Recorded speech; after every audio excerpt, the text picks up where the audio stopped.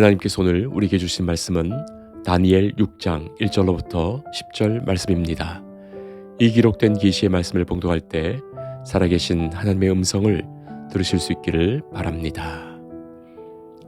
다리오가 자기 뜻대로 고관 120명을 세워 전국을 통치하게 하고 또 그들 위에 총리 셋을 두었으니 다니엘이 그 중에 하나이라.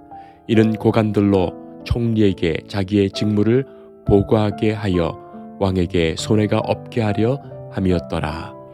다니엘은 마음이 민첩하여 총리들과 고관들 위에 뛰어나므로 왕이 그를 세워 전국을 다스리게 하고자 한지라.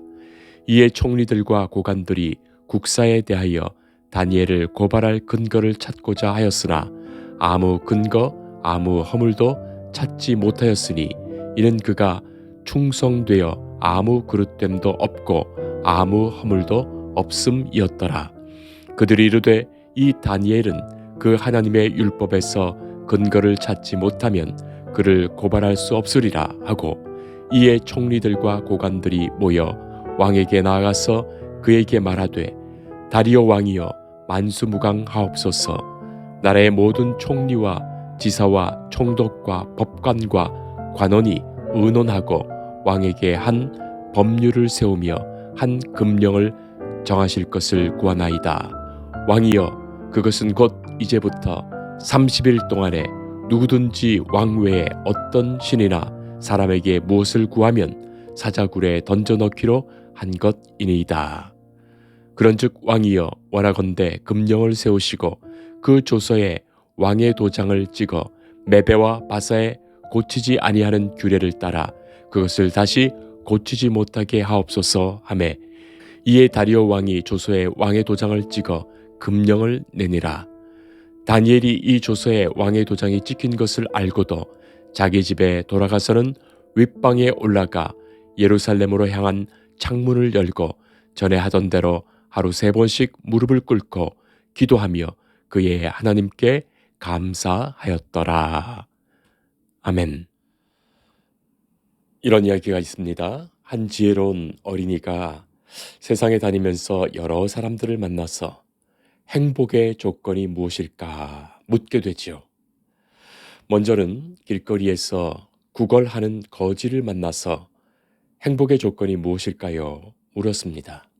거지가 말합니다. 당연히 돈이지. 많은 돈을 가지고 큰 집에서 깨끗한 옷과 좋은 음식을 매일 먹을 수 있으면 그것이 행복이지 했습니다. 그래서 이번에는 부유하고 명예가 있는 노인을 찾아가 물었습니다. 아니야, 젊고 건강한 몸이 진정한 행복이야 하더랍니다. 내 팔다리로 마음껏 뛰고 달릴 수 있는 것이 바로 최고의 행복이지 하더랍니다. 그래서 건강한 군인을 찾아가 물었습니다. 그랬더니 따뜻하고 화목한 가정이 제일 중요하지. 기쁜 일도 슬픈 일도 언제나 함께할 아내와 귀여운 재롱을 부리는 아이가 있으면 행복할 거야 말합니다. 이제 남편과 함께 5아이와 생활하는 여성을 만나 물었더니 혼자만의 시간이 필요해. 가족도 잠시 잊고 나만의 평화로운 시간을 가지면 행복할 거야 말합니다. 자, 여러 사람들을 만난 이 아이는 행복의 조건이 무엇인지 드디어 알게 됩니다. 나에게 없는 것이 행복의 조건이구나. 그것이죠. 이미 내게는 있어서 당연시 생각되는 그것이 다른 누군가에게는 간절히 원하는 행복의 조건이 될 수도 있고, 그리고 내가 이미 가지고 있다면 그것은 더는 행복감을 주지 못한다는 것도 알게 된 거예요. 마침내 생각합니다. 내게 없는 것을 바라기보다는 내가 가진 것에 감사하는 것이 행복이구나 알게 됐지요. 탈무드에서 가르치는 지혜가 있습니다. 누가 진정으로 지혜로운 자인가? 날마다 배우는 사람이다. 누가 진정으로 부자인가? 내가 가진 것에 만족하는 자이다. 누가 진정으로 행복한 자인가?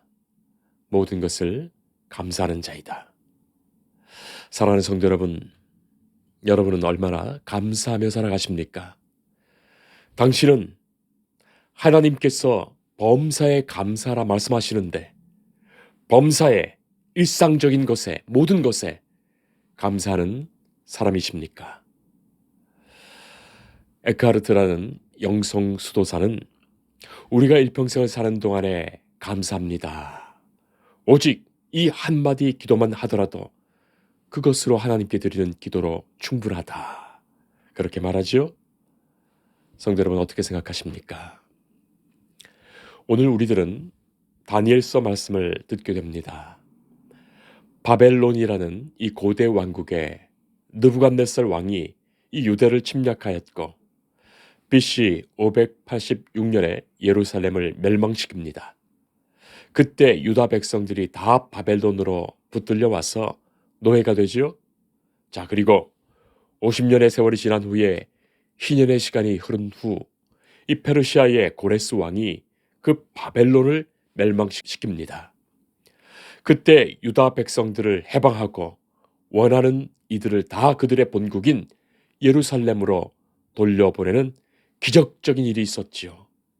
자, 그 이후에 또 몇 차례 귀환이 시행되었지만 오늘 이렇게 다니엘처럼 어떤 이유에서든지 이곳에 남아있었던 분들도 있었던 거예요.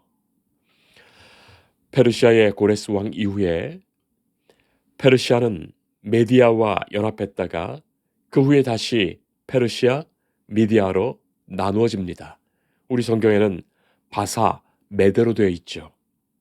5장 끝절을 보면 메대 사람 다리오가 나라를 얻었다고 하는데 바로 그 다리오 왕 때의 일입니다.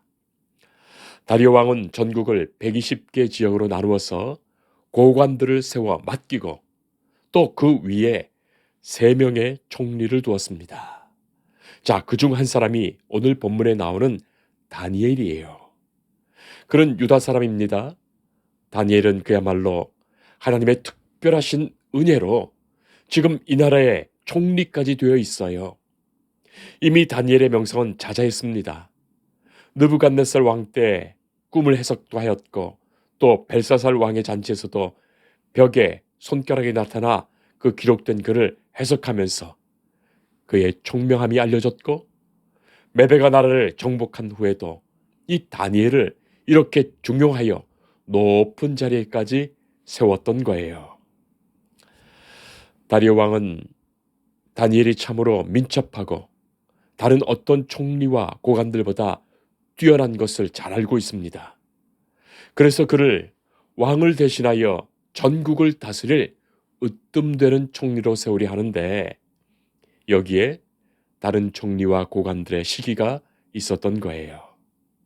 이 다니엘을 쓰러뜨릴 음모를 꾸밉니다. 그런 일이야 동서고금을 막론하고 언제나 있었던 일 아니겠습니까? 권력을 차지하려는 인간의 음모와 술수, 그 치열한 권력 투쟁은 지금도 여전하지요. 다니엘을 어떻게 넘어뜨릴까 해서 지금의 말로 신상털기를 하는데 아무런 흠잡을 것이 없는 거예요. 이 사람은 여호와 하나님을 믿는 사람인데 고발할 만한 어떤 허물도 없는 겁니다. 자, 그래서 이렇게 음모를 꾸밉니다. 다니엘이 어떤 사람인지 어떤 행동을 하는지 어떻게 살아가는지 샅샅이 알아낸 후에 그를 넘어뜨릴 묘수를 찾아낸 거예요. 앞으로 30일 동안 오직 왕에게만 충성을 다하고 다른 어떤 신이나 사람을 섬기며 기도하는 것을 금하는 그런 조서를 만들었습니다. 만약에 그것을 어기면 사자굴에 넣기로 하는 조서를 만들어서 왕에게 왕의 도장을 찍도록 합니다.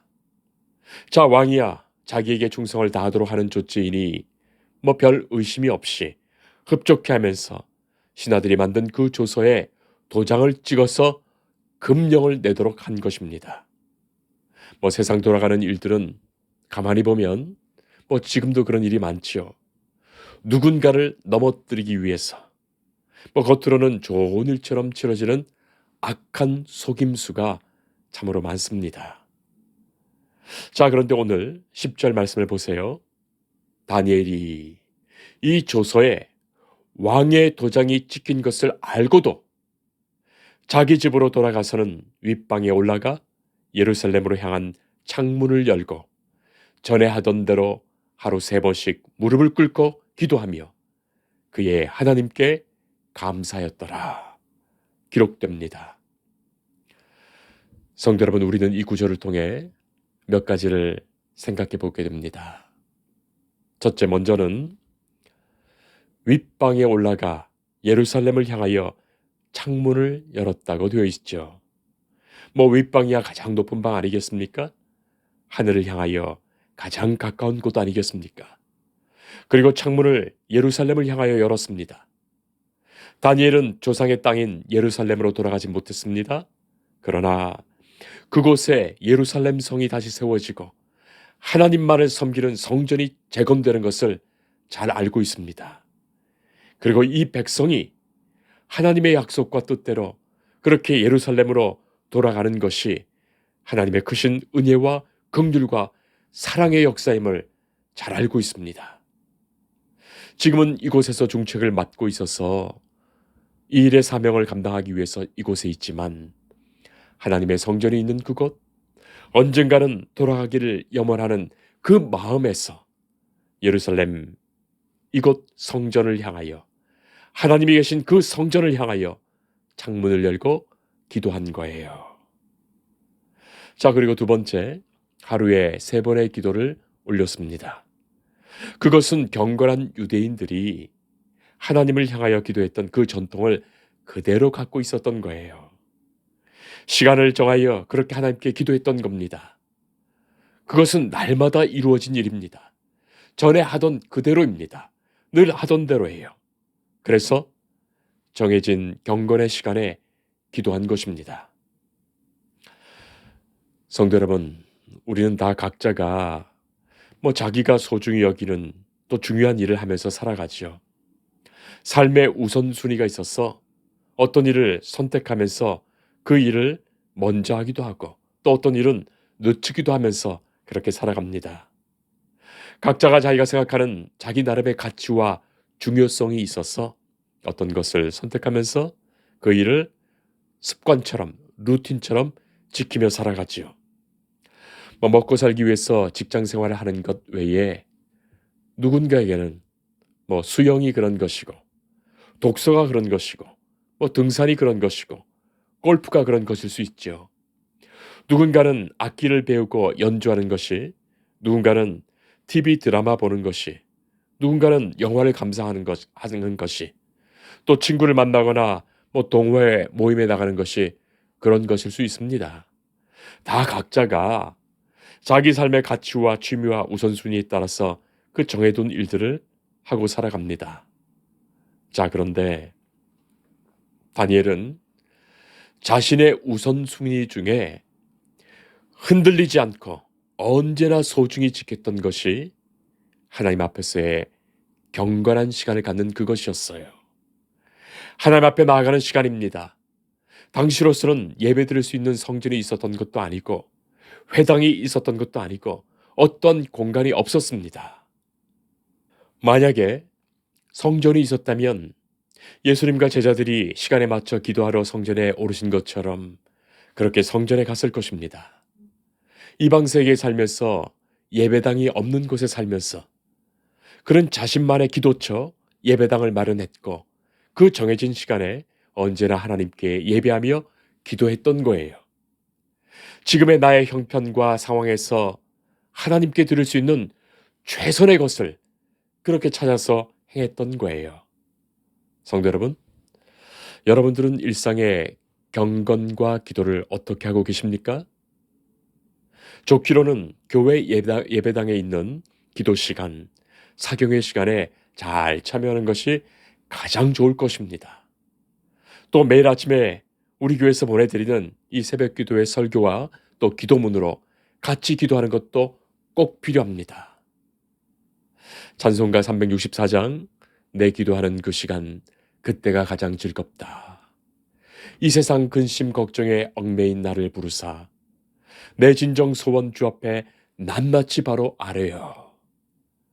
주님께 나아가는 기도의 시간, 주님의 말씀을 듣는 시간, 그때가 내 삶에 가장 소중하고 즐겁고 복된 시간임을 고백할 수 있는 사람, 참으로 주님께서 기뻐하시는 당신의 사람 아니겠습니까?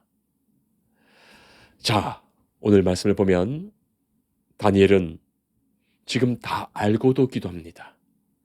어떤 모함이 있고 어떤 일이 생길 수 있다는 것을 짐작하면서도 기도하는 거예요. 어쩌면 오늘날 우리 같으면 이런 상황에서 높은 윗방까지 갈 것이 무엇인가? 지하실로 조용히 내려가지. 우리 같으면 예루살렘을 향한 창문을 열 것은 무엇인가?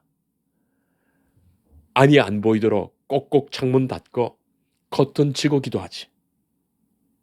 우리 같으면 한 달만 하지 말지.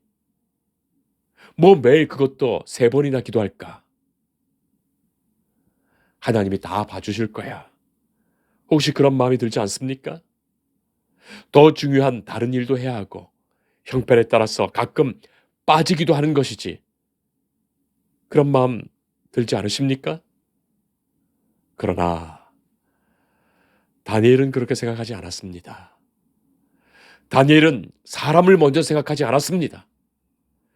지금 감시당하는 것을 알고 있지만 다니엘은 하나님을 섬기고 하나님께 예배하고 하나님께 기도하는 것을 세상의 그 어떤 기준에서 생각하지 않았습니다. 그것은 가장 우선되고 가장 소중하고 생명과도 같은 것이기에 결코 바꿀 수 없는 것으로 여겼기 때문입니다. 지금 내가 여기까지 온 것 다 하나님의 은혜이고 하나님의 축복인데 하나님께 드리는 마음을 바꿀 것이 아니었습니다. 그래서 그의 기도를 한마디로 오늘의 말씀이 이렇게 쓰고 있어요. 그의 하나님께 감사하였더라. 사랑하는 성도 여러분, 어떤 다른 말이 없습니다. 어떠한 다른 기도가 아닙니다. 하나님께 감사했습니다. 이 감사는 한마디로 이 모든 것을 하나님이 아십니다. 그 믿음이 담겨있는 감사예요. 하나님이 다 하시는 중에 허락하신 일이고 하나님이 다 하시면서 역사하시는 일이라고 믿었던 거예요. 하나님이 하시며 하나님이 역사하신다는 그 믿음이 아니라면 결코 인간은 감사할 수 없습니다. 그래서 감사는 가장 높은 수준의 기도이며 가장 높은 찬송이며 가장 높은 믿음입니다. 다니엘은 포로로 끌려갔던 백성의 후손이죠. 그러나 이렇게 바벨론에서부터 메대에 이르기까지 총리까지 오른 사람입니다. 하나님이 역사하신 일이고 하나님이 인도하신 길입니다. 다니엘이 무엇을 더 원한 것 아니었습니다. 다른 어떤 것을 바라지 않습니다. 하나님이 내게 행하신 모든 것을 감사하며 또한 인도하실 것을 믿고 감사하며 이 일을 통하여 이루실 일도 소망하며 감사한 거예요. 그래서 다니엘의 이 기도는 아무것도 자로재지 않은 어떤 것으로도 막을 수 없는 절대적인 감사의 기도가 됩니다. 대하소설 제2차 세계대전 그 소설의 작가인 코넬리우스 라이언이라는 분은 5년 동안 암으로 투병 생활을 하다가 세상을 떠납니다. 죽은 후에 투병기를 부인이 책으로 엮었는데 그 책의 이름이 가장 긴 밤입니다. 부인은 남편에 대하여 이렇게 기록하고 있습니다. 남편은 아침마다 일어나면 똑같은 기도를 반복하였습니다. 하나님, 또 하루 좋은 날을 주시니 감사합니다. 그것이었습니다. 어느 날 나는 남편에게 무엇이 그토록 좋은 날이냐고 물었지요. 남편은 암이라는 것을 처음부터 알고 있었고 이제 남은 날이 멀지 않았다는 것을 자각하고 있었을 텐데 어떻게 그렇게 기도드릴 수 있는지 믿어지지 않았기 때문입니다. 자, 그때 남편은 평소에 생각해 두었던 것처럼 이 새날을 맞이하는 기쁨을 5가지로 거침없이 말했다는 거예요. 그는 새로운 하루를 감사할 수 있었던 것은 첫째, 아내를 또 볼 수 있기 때문이고, 둘째, 가족들을 다시 볼 수 있기 때문이며, 셋째, 병들어 눕기 전에 자신의 마지막 작품인 가장 길었던 날을 탈구할 수 있었기 때문이고, 넷째, 병과 싸울 의지와 힘을 하나님께서 공급해 주시기 때문이며, 마지막 5째, 주님이 언제나 바로 앞 가까이에 계신 것을 알기 때문이다. 그렇게 대답했다고 기록합니다. 죽음의 그늘이 두려워진 상황에서도 절망치 않고 감사할 수 있는 것, 그것이 진정한 신앙의 감사 아니겠습니까? 주께서 내 앞에 계심을 알고 감사할 수 있는 것, 그건 말이죠. 다니엘은 지금 기도하면 죽을 수 있습니다. 그러나 기도합니다. 죽으려고 기도하는 사람은 없지요. 그러나 죽을 각오로 기도했습니다. 혹시 지금 이대로 죽더라도 후회 없고 지금까지 인도하신 그 하나님의 은혜에 진정으로 감사했기에 그는 기도할 수 있었고 감사를 올렸습니다. 감사의 기도로 불안한 마음을 이겼고 공포와 두려움을 물리칩니다. 감사는 모든 고통과 슬픔을 이깁니다. 감사는 모든 의심을 물리칩니다. 감사만이 하나님께 참된 영광을 올리는 것입니다. 우리는 신약 성경 말씀을 잘 알고 있죠. 10명의 나병 환자가 예수님께 나음을 받았을 때 한 사람만이 돌아와 주님께 감사하게 됩니다. 예수님은 그 한 사람에게만 묻지요. 다른 9사람은 어디에 있느냐? 네 믿음이 너를 구원하였다. 말씀하십니다. 예수님은 그 감사를 믿음으로 보셨고 그 감사는 믿음이야말로 구원받은 증거임을 선언하신 거예요. 그리고 그에게 구원을 주십니다. 그가 감사하는 사람인지 아닌지를 통해서 그가 어떤 하나님을 믿고 있는지를 알게 됩니다. 성도 여러분, 세상을 살다 보면 별별 일 다 있죠. 병드는 일, 사업에 실패하는 일, 비난을 받는 일, 고독한 일, 외로운 일, 모험을 받는 일. 그러나 하나님의 사람은 분명히 압니다. 이 모든 일을 하나님은 아시고 이 모든 일을 통하여 하나님은 역사하신다. 오직 그는 모든 일에 감사할 수 있습니다. 모든 것을 감사하는 그 마음에는 행복이 임하며 그때 그 감사만이 절대적인 감사가 됩니다. 그는 하나님의 사람입니다. 기도하겠습니다. 하나님 감사합니다. 세상을 바라보고 사람을 바라볼 때 우리는 낙심도 하게 되고 실망도 하게 되고 의기소침하며 두려움에 빠지기도 합니다. 그러나 하나님을 바라보게 하옵소서. 나의 모든 것을 아시고 지금 여기까지 인도하신 하나님께 진정으로 감사하며 절대적으로 감사하며 그 감사로 인해 참으로 주 안에서 참된 행복을 누리게 하옵소서. 예수님 이름으로 기도합니다. 아멘. 주님을 늘 믿으며 그 손을 의지하고 내 몸과 마음을 바쳐서 끝까지 충성하리.